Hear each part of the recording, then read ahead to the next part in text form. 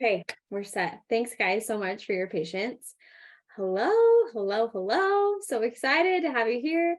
I'm so excited about tonight's class. Heyjenessa Kramer is here with us, and she's amazing, you guys. I just love her through and through, like my sister. And you guys will love her too. You're going to hear a little bit of her story and just you'll see how amazing she is just by diving into all that she does. So she's going to give herself more details of an introduction, but I'm going to turn the time over to her. Thanks, Abs. Okay. I am so when it says Heyjenessa Kramer's entered the waiting room. Okay, I'm so excited to talk about grief tonight. It's not my favorite topic to talk about. It's not something that I would wish on my worst enemy to go through. But it's something that I've experienced over and over and over again. And I've learned so many things that I'm just ready to just share with everybody and help them get through the tough things that they're going through too. So I'm so grateful you're here. That's not gonna work. Okay, so I just wanted to share a little bit of my story. My story revolves around pregnancy loss, stillbirth, early losses. But the tips and tricks that I'm going to share tonight can be applied to anything. Loss of a spouse, loss of a friend, whether that's by death or by you've just parted ways, divorce. I'm going through something right now that I'm grieving, and it has nothing to do with a human or a relationship. It has nothing to do with that. And I'm using so many of the tips and the tricks that I'm going to share to process that. I haven't shared that with everybody yet. So it's going to be, what's the word?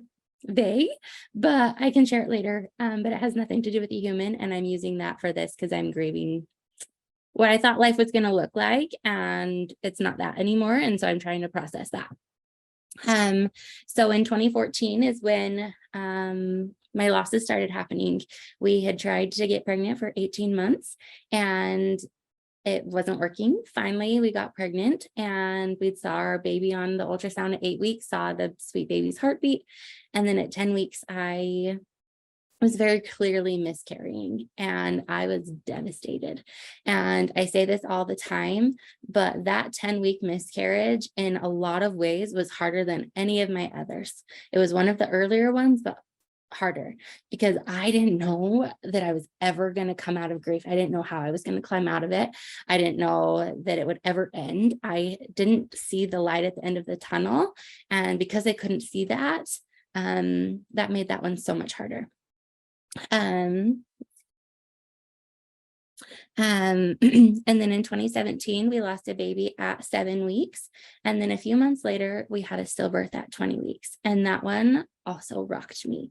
And had heard of it happening very rarely, but you never think it's going to happen to you. And that one was so much more involved. We had to bury our sweet baby and pick out headstone and a plot. And there was so many more things that one involved that just so much grief. So much happened with that one. In 2021, we lost our little girl at 16 weeks. And that one was difficult because we had been told that our stillbirth was likely a fluke. And that was when I realized that it probably wasn't a fluke and there was something else going on. And so losing babies after finding out their genders and starting to pick out their names, it's just a different level. And I'd had it twice. So now I'd had that loss twice. So each individual loss, there's grief, but then there's the grief of, am I ever going to be able to carry another baby again? In March of 2022, we lost our baby Finn at 15 weeks. And that compounded it again. I really may not ever be able to carry another baby.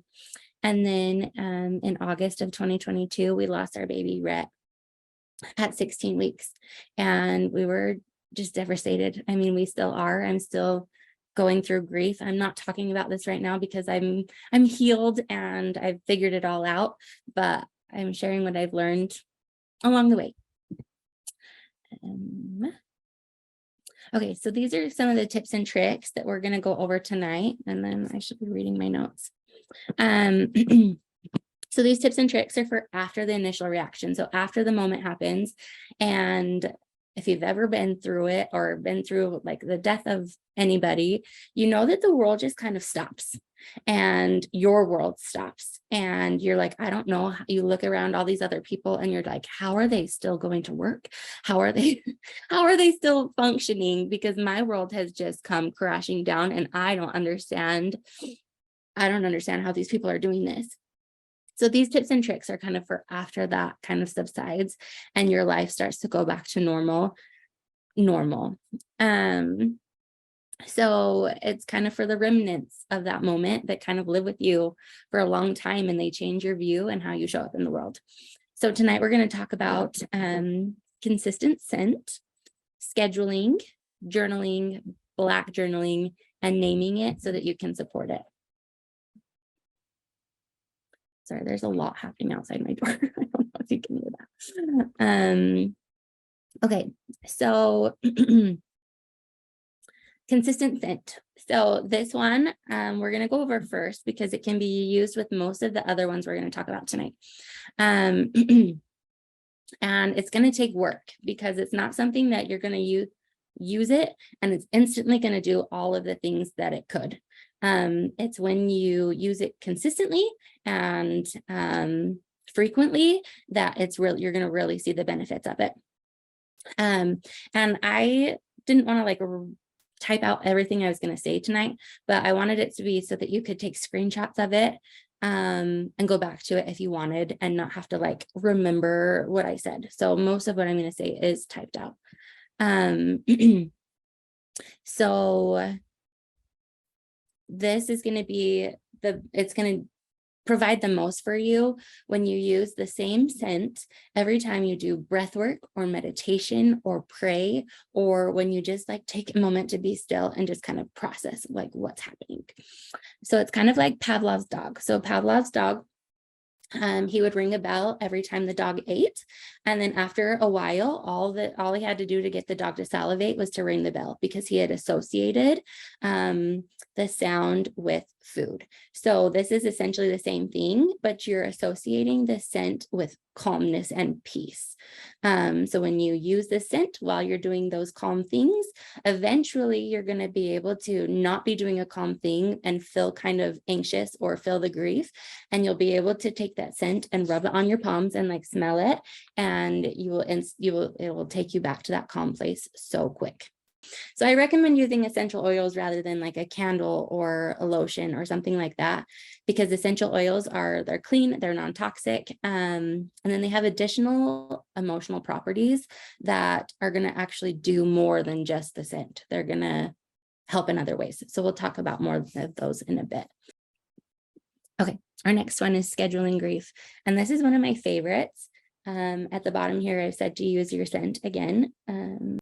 So use your scent because this is going to be something that can be good for you and help you get calm. So if you know me, you know that I have a love for Andy Grammer. And a couple of months ago, he posted a reel about how his mom had passed away and he liked to be on the offense with grief. And he would like see something that he knew was going to trigger his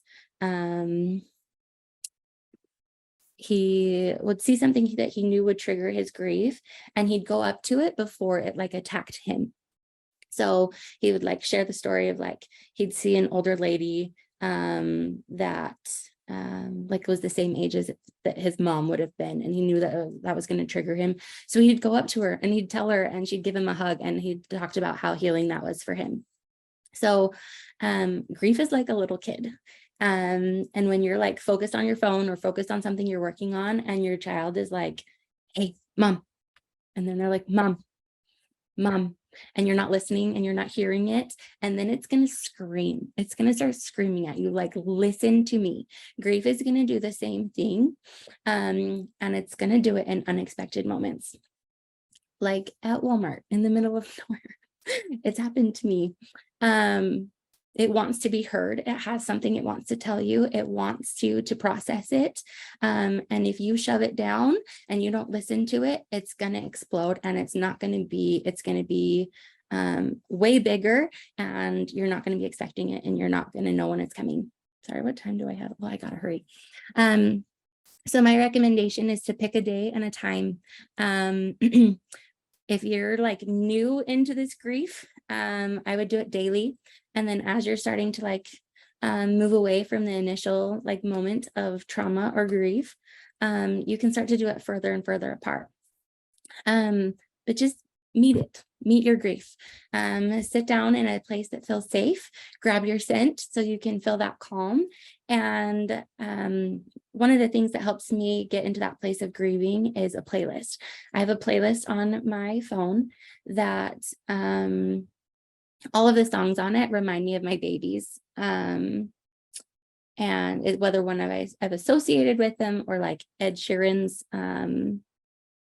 Small, I think it's called Small Bump is for sure. Like that one will get me to just sob and cry. And I've got others that remind me of God and how he's always there for me and how far I've come.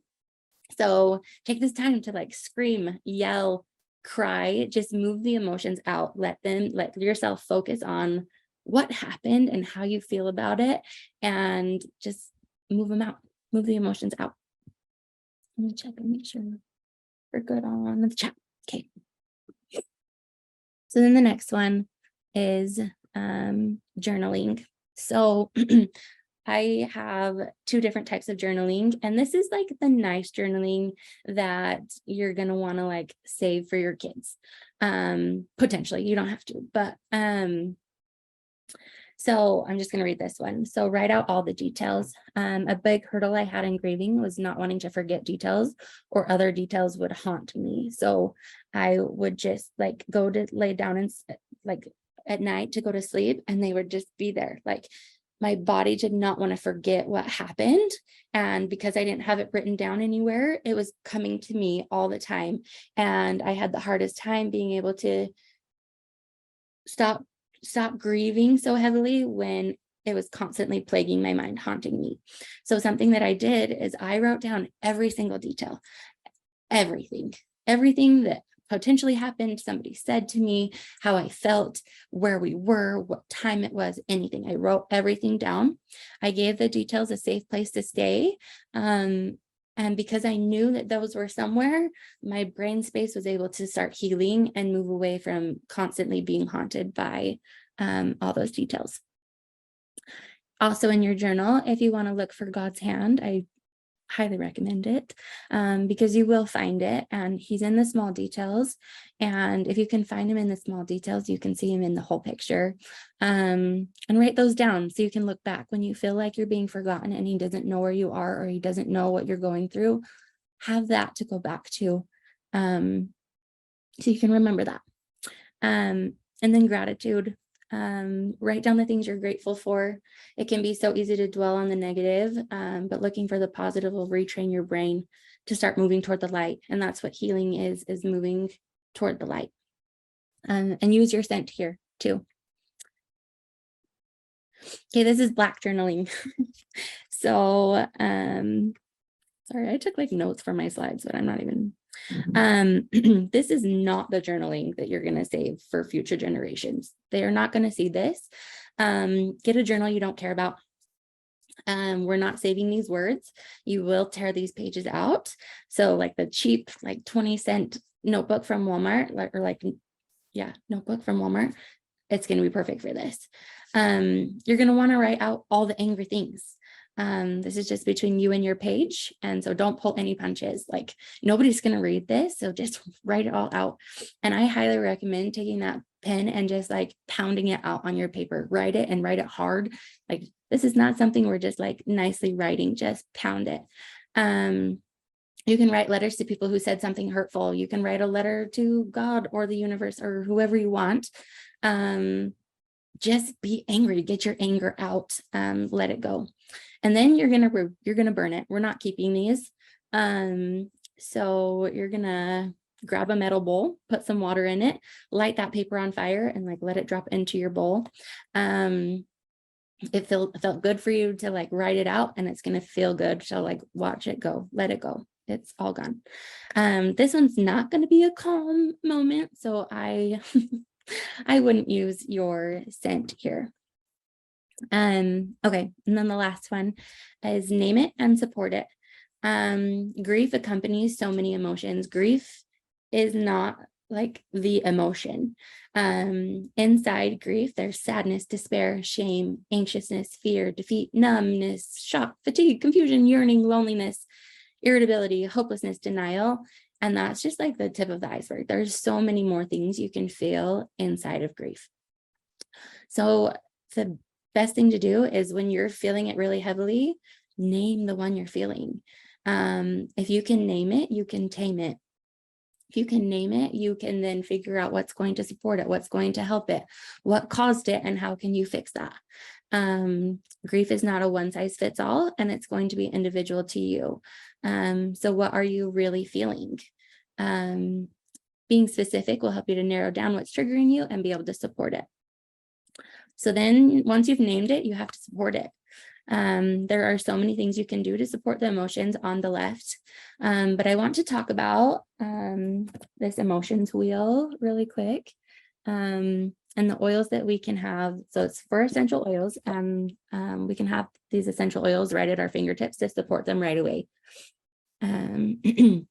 So this is my emotions wheel. On this side, it talks about I want to feel more, and it's got a bunch of like emotions listed. And then on this side is kind of the side I focus on in grief, and it says I want to feel less. So this is the negative emotions. So you can find on here, you probably can't even see it, but so like this one is sadness, and then it's going to break down sadness into melancholy, pessimistic, grieving, unloved, lost, sad. And then it's going to point to an oil that has emotional properties that are going to help with that feeling. And this isn't something that I've turned to so much. I love this so much. So support it. Let's see. How am I doing on time? Okay. I think we're getting close. Okay. So there's some oils for grief that can help you with a lot of the emotions. My favorite, and one that I've used since our stillbirth, was balance. I would put it on my big toe, and I don't know what it is about balance, but it would feel like my whole life was caving in and I didn't know what to do. And I'd put balance on, and I could take a deep breath and I could move forward, and I just didn't feel like I was imploding anymore. Another one is bergamot. And then another of my new favorites is adaptive. I use adaptive on a everyday basis. It's my favorite one. There's some other emotional or oils that have emotional properties for grief, and those are console, peace, serenity, magnolia, and guaiac wood, I think is how you say it. But healing, for the longest time, people would talk about healing, and I had no idea. What does healing mean? How do I know if I've been healed? I didn't know. I didn't know what that meant. How would I, when would I know? And I've since figured it out, but I've been reading this book. It's called Elements of Emotion. And it's an essential oil book. And I just wanted to read this line in it about healing. And it says, so this is about cardamom. It's another oil that's good for grief. And it says, cardamom breaks down, dissolves, and digests the thick heartache that has haunted your soul. It is possible to have a memory of a difficult past without an intense emotional response. Instead, the memory is transformed into wisdom, understanding, and unconditional love. Your healing journey awaits. So healing is, you are healing when you can go into a triggering moment and not feel like you're going to throw up, not feel like your whole world is caving in. I had a moment where I realized I had been healing. Every time I'd go into a new OBGYN after my losses, I would have almost a near panic attack, thinking about how I was going to have to list out all these losses. And every loss, I had to go find a new doctor. And then I had more and more and more that I had to tell, like a harder story that I had to tell each doctor. I used to have panic attacks about having to do it. There was one time where I typed it all up and I printed it out. And when she started asking me about my pregnancy history, I just slid that paper to her. I was like, I'm not talking about this today. I'm not doing it. And this last time I went to go see an OBGYN, I walked in there, I filled it out. I didn't feel like I was going to throw up. I didn't have a panic attack. And that was when I was like, oh, this is what healing is. This is what can happen. It's not going to take away the pain of that. It's not going to bring my babies back, but I don't have to live with panic attacks about it. I can look back and see what going through those hard things have done for me and be grateful for what I've learned and how far I've come. And that is healing, and it's possible for all of us. Let me just check the chat really fast. Thanks, Amanda. Okay, so I have giveaway oils tonight, but we're talking about essential oils tonight because they are a huge tool in my grief toolbox. They have done so much for me. The scent alone is magic for me. And I wouldn't bring them up in my healing or in my presentation on grief if they weren't such a big deal in my healing story. So I wanted to post this. If you are really struggling with grief and you need that support, this kit is one of my favorites. And if you wanted to grab this kit tonight or tomorrow, whenever, I will send you my 2 roller scents all filled for free. But this kit has Balance in it, Adaptive in it, Serenity, all 3 of which I use on a daily basis. It has our super cute diffuser in it, and then so many other really yummy oils that are fun to like. To echo everything that Jenessa's said tonight, and I really, really appreciate having this, like those natural options that you mentioned, and I've had them help me as well in my different grieving processes. And then Jenessa, I just really appreciate you, man, sharing your heart and the things that are the details of your life, that these things, right, that are just really hard to walk through, but to know that somebody else has done it and how they've done it. And, you know, a lot of the things that Jenessa mentioned are free. Writing in your journal, right? Scheduling out a time to grieve. And it's just awesome to know those things and to have somebody that's gone through it and that's figured it out, share it with you. So Jenessa, thank you so much for being willing to do that. Thank you, Sherry. It's so funny. The comments, Jenessa Kramer says, love you. Let me know who you are. I love you too, I'm sure of it. That's awesome. So could you go back to the oils that you're offering? Because I actually didn't get a chance to look at those. Yes. Was it just like all your favorite oils, or these ones? Hang on. No, the one that you put the link for. Oh, it's the Aroma Essentials kit. Okay.